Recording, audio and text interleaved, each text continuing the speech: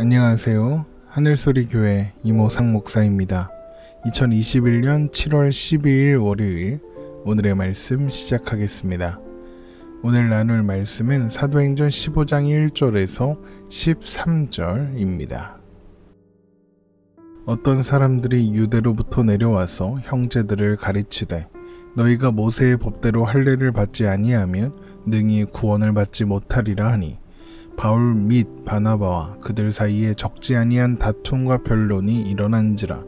형제들이 이 문제에 대하여 바울과 바나바와 및 그 중에 몇 사람을 예루살렘에 있는 사도와 장로들에게 보내기로 작정하니라. 그들의 교회의 전송을 받고 베니게와 사마리아로 다니며 이방인들이 주께로 돌아온 일을 말하여 형제들을 다 크게 기쁘게 하더라. 예루살렘에 이르러 교회와 사도와 장로들에게 영접을 받고 하나님이 자기들과 함께 계셔 행하신 모든 일을 말하매 바리새파 중에 어떤 믿는 사람들이 일어나 말하되 이방인에게 할례를 행하고 모세의 율법을 지키라 명하는 것이 마땅하다 하니라. 사도와 장로들이 이 일을 의논하러 모여 많은 변론이 있은 후에 베드로가 일어나 말하되 형제들아 너희도 알거니와 하나님이 이방인들로 내 입에서 복음의 말씀을 들어 믿게 하시려고 오래전부터 너희 가운데서 나를 택하시고 또 마음을 아시는 하나님이 우리에게와 같이 그들에게도 성령을 주어 증언하시고 믿음으로 그들의 마음을 깨끗이 하사 그들이나 우리나 차별하지 아니하셨느니라. 그런데 지금 너희가 어찌하여 하나님을 시험하여 우리 조상과 우리도 능히 매지 못하던 멍에를 제자들의 목에 두려느냐. 그러나 우리는 그들이 우리와 동일하게 주 예수의 은혜로 구원받는 줄을 믿노라 하니라. 온 무리가 가만히 있어 바나바와 바울이 하나님께서 자기들로 말미암아 이방인 중에서 행하신 표적과 기사에 관하여 말하는 것을 듣더니 말을 마침에 야고보가 대답하여 이르되 형제들아 내 말을 들으라. 아멘. 바울과 바나바가 1차 전도 여행을 마치고 안디옥 교회에서 사역하고 있었던 때 유대로부터 온 그리스도인들이 구원을 받기 위해서는 할례를 받고 모세 율법을 지켜야 한다고 주장하는 일이 있었습니다. 사도행전 15장 1절입니다. 어떤 사람들이 유대로부터 내려와서 형제들을 가르치되 너희가 모세의 법대로 할례를 받지 아니하면 능히 구원을 받지 못하리라 하니 이들은 아마도 갈라디아서 2장 12절에 기록된 야고보에게서 온 어떤 이들과 동일 인물일 것입니다. 그때 안디옥 교회에는 베드로가 함께 머물고 있었습니다. 그런데 이들이 도착했을 때 베드로가 이방인들과 함께 식사를 하다가 할례자는 무할례자와 동석하면 안 된다는 율법을 의식하여 황급히 자리를 피하는 도망을 치는 그런 일이 있었습니다. 갈라디아서 2장 12절입니다. 야고보에게서 온 어떤 이들이 이르기 전에 게바가 이방인과 함께 먹다가 그들이 오매 그가 할례자들을 두려워하여 떠나 물러가매. 바울은 이 일로 베드로를 크게 책망했었다라고 이어지는 갈라디아서의 말씀을 통해서 전하고 있습니다. 그러니까 그들은 야고보가 보낸 사람이었다라고 추측할 수 있는 겁니다.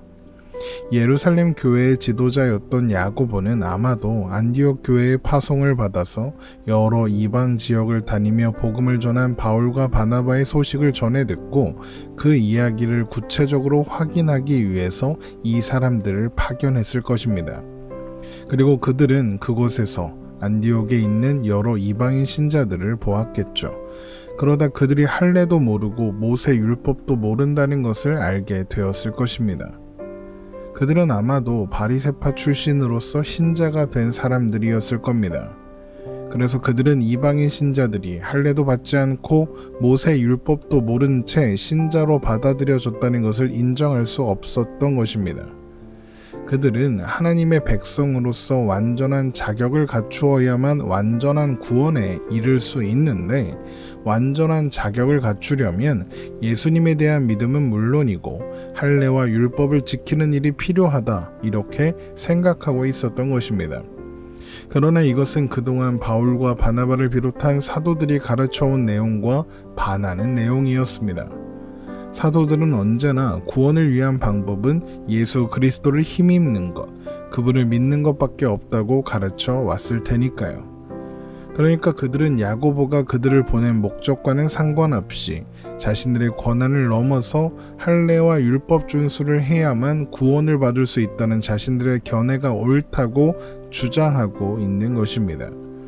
이에 바울은 이방인들과 식사자리를 피하여 오해거리를 만든 베드로를 책망하는 한편 바나바와 함께 유대에서 온 그리스도인들의 입장과 가르침에 강력하게 반대하며 그들과 논쟁하기 시작했습니다.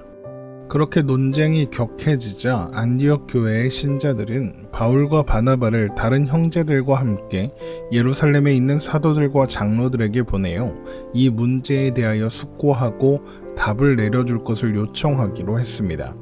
사도행전 15장 2절입니다. 바울과 및 바나바와 그들 사이에 적지 아니한 다툼과 변론이 일어난지라 형제들이 이 문제에 대하여 바울과 바나바와 및 그 중에 몇 사람을 예루살렘에 있는 사도와 장로들에게 보내기로 작정하니라. 그렇게 안디옥 교회의 전송을 받고 떠난 그들은 예루살렘으로 가는 길에 있는 베니게와 사마리아 여러 마을을 다니며 그곳에 있는 신자들에게 이방인들이 주께로 돌아온 일에 대하여 소식을 전했고 이 소식은 여러 지역의 신자들에게 큰 기쁨이 되었습니다. 사도행전 15장 3절입니다. 그들이 교회의 전송을 받고 베니게와 사마리아로 다니며 이방인들이 주께 돌아온 일을 말하여 형제들을 다 크게 기쁘게 하더라. 그렇게 여러 지역을 지나 예루살렘에 도착한 바울과 바나바 일행은 예루살렘 교회 신자들과 사도들과 또 장로들에게 영접을 받고 먼저 하나님께서 1차 전도 여행을 통해 하신 일들을 보고했습니다. 사도행전 15장 4절입니다. 예루살렘에 이르러 교회와 사도와 장로들에게 영접을 받고 하나님이 자기들과 함께 계셔 행하신 모든 일을 말하매 그 보고를 듣고 있던 와중에 바리새파 중에서 신자가 된 사람들이 일어나 안디옥에 찾아왔던 사람들과 같은 주장을 했습니다. 그러니까 신자가 된 이방인들도 할례를 행하고 모세의 율법을 지키게 해야 한다 이렇게 주장한 것입니다. 사도행전 15장 5절입니다. 바리새파 중에서 어떤 믿는 사람들이 일어나 말하되 이방인에게 할례를 행하고 모세의 율법을 지키라 명하는 것이 마땅하다 하니라. 이런 문제 제기에 먼저 사도와 장로들은 이 일을 의논합니다. 그리고 또 교회 전체가 모인 자리에서 이것을 공론화하여 많은 변론을 진행했죠. 그렇게 한참 열띤 토론이 진행된 후에 베드로가 일어납니다. 그리고 이방인 신자들에 대한 신학적인 방향성을 제시합니다. 사도행전 15장 6절에서 11절입니다. 사도와 장로들이 이 일을 의논하러 모여 많은 변론이 있은 후에 베드로가 일어나 말하되 형제들아 너희도 알거니와 하나님이 이방인들로 내 입에서 복음의 말씀을 들어 믿게 하시려고 오래전부터 너희 가운데서 나를 택하시고 또 마음을 아시는 하나님이 우리에게와 같이 그들에게도 성령을 주어 증언하시고 믿음으로 그들의 마음을 깨끗이 하사 그들이나 우리나 차별하지 아니하셨느니라. 그런데 지금 너희가 어찌하여 하나님을 시험하여 우리 조상과 우리도 능히 매지 못하던 멍에를 제자들의 목에 두려느냐. 그러나 우리는 그들이 우리와 동일하게 주 예수의 은혜로 구원받는 줄을 믿노라 하니라. 베드로는 사도행전 10장에 기록되었던 이방인 고넬료와 그의 친구들이 회심한 사건을 상기시킵니다. 하나님께서 베드로를 통하여 이방인인 그들에게 복음을 전하게 하셨으며 성령이 그들에게 임하심으로써 그들에게 믿음으로 말미암는 생명 얻는 회개를 주셨다는 것을 확인시켜 주셨습니다. 바로 그것을 기억하라는 것이죠. 그 일을 통해서 하나님께서는 이제 더 이상 유대인과 이방인을 차별하지 않으시고 예수님을 힘입는 것 외에 주 예수의 은혜를 입는 것 외에 다른 그 어떤 조건도 구원의 조건이 될 수 없다는 것을 보여주셨습니다. 그렇기 때문에 유대인들과 유대인 조상들도 제대로 지키지 못한 율법의 굴레를 이방인 신자들에게 씌워서는 안 되며 그렇게 하는 것은 하나님을 시험하는 것과 같다. 이렇게 이야기하는 것입니다. 아마도 베드로가 이런 내용의 설교를 할 수 있었던 것은 안디옥 교회에서 베드로가 한 일로 바울이 책망할 때에 그 문제에 대해서 깊이 숙고하고 또 바울과 대화를 하면서 이런 내용들을 그리고 이 기억들을 정리했기 때문에 가능한 일일 것입니다. 그러니까 하나님께서는 바울을 통해서 베드로 또한 가르치셨다, 이렇게도 생각할 수 있는 것이죠. 그리고 이런 베드로의 설교는 모든 논쟁의 종지부를 찍었습니다. 베드로의 말처럼 고넬료의 회심 사건을 통해 분명히 보여주셨던 것처럼 할례나 율법 준수는 구원의 조건이나 이유가 될 수 없는 것입니다.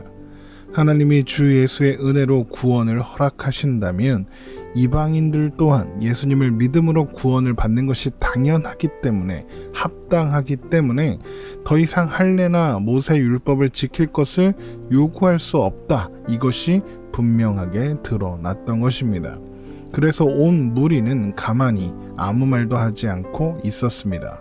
대신 바나바와 바울을 통해서 하나님께서 그들을 통하여 이방인들 가운데 행하신 일들에 대하여 말하는 것을 다시 한번 자세히 경청하여 들었습니다. 사도행전 15장 12절입니다.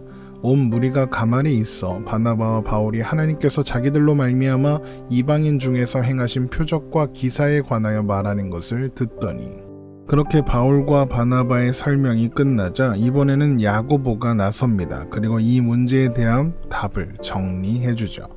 사도행전 15장 13절입니다. 말을 마침에 야고보가 대답하여 이르되 형제들아 내 말을 들으라.